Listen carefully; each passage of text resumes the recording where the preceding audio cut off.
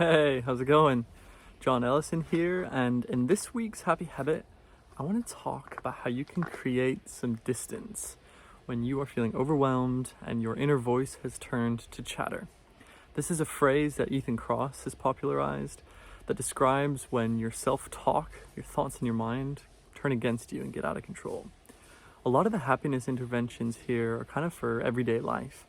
But this one in particular is about when things are going wrong and you're feeling overwhelmed and you've had really intense negative emotions that you don't know how to deal with.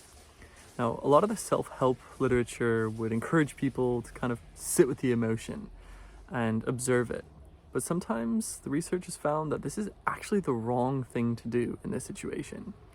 If we can create a little bit of distance from our thoughts and feelings, it allows us to have the space that we need to see things more clearly.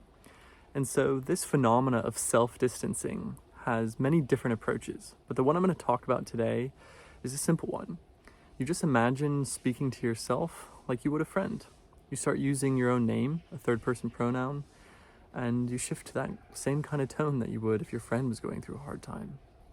I found myself at the edge of a river once, panicking about stuff that was going on with my business, and I just said, "It's okay, John.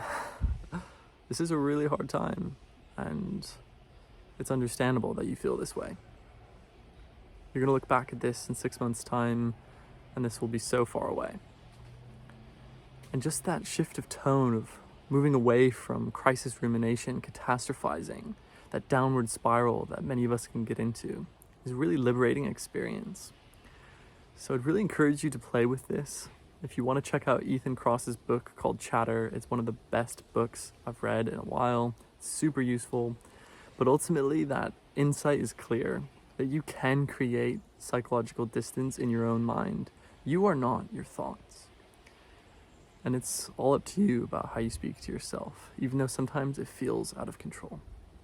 That's this week's edition. I hope you're having a good one. Let me know how it goes if you play with this and find it's useful or not. And as always, just do what you want to do and be kind to yourself. Have fun and have a good week. We'll see you next time. Thanks.